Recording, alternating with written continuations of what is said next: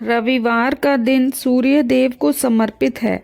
मान्यता है कि अगर रविवार के दिन सूर्य देव की श्रद्धा पूर्वक पूजा अर्चना की जाए तो मनुष्य के जीवन में सुख, समृद्धि और धन संपत्ति की कमी नहीं रहती है।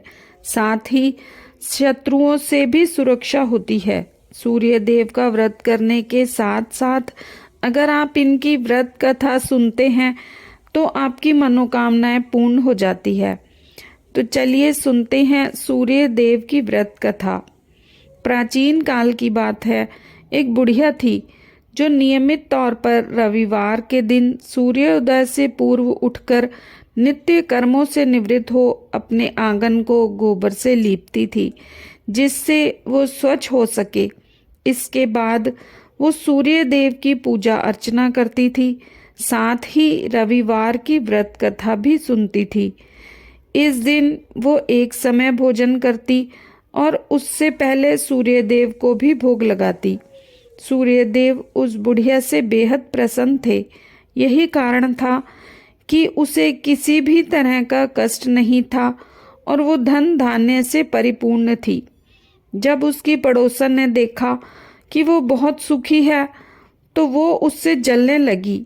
बुढ़िया के घर में गाय नहीं थी, इसीलिए वो अपनी पड़ोसन के आंगन से गोबर लाती थी, क्योंकि उसके यहाँ गाय बंधी रहती थी।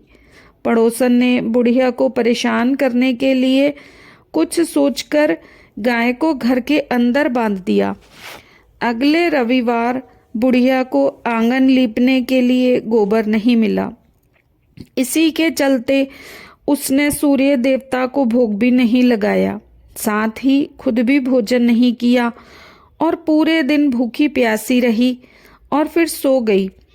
अगले दिन जब वो सोकर उठी तो उसने देखा कि उसके आंगन में एक सुंदर गाय और एक बछड़ा बंधा था।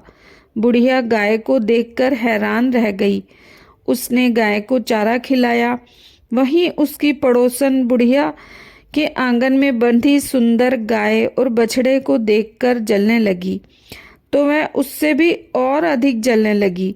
पड़ोसन ने उसकी गाय के पास सोने का गोबर पड़ा देखा तो उसने गोबर को वहां से उठाकर अपनी गाय के गोबर के पास रख दिया। सोने के गोबर से पड़ोसन कुछ ही दिनों में धनवान हो गई। ये कई दिनों तक चलता रहा।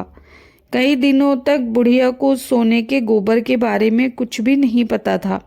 ऐसे में बुढ़िया पहले की तरह ही सूर्यदेव का व्रत करती रही, साथ ही उनकी कथा भी सुनती रही।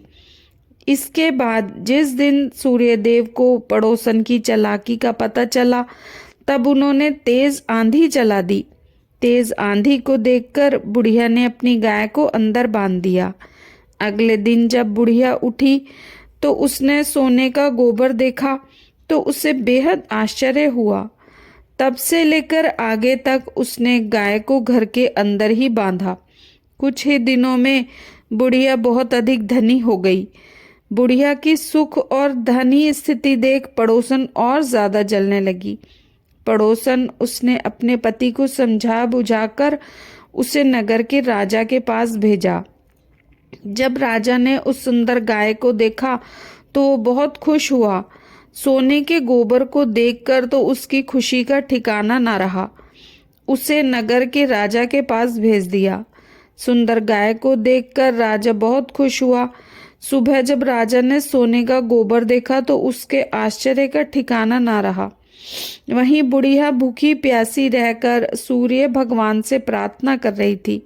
सूर्यदेव को उस पर दया आई। उसी रात सूर्यदेव राजा के सपने में आए और उससे कहा कि हे राजन, बुढ़िया की गाय और बछड़ा उसे तुरंत वापस कर दो।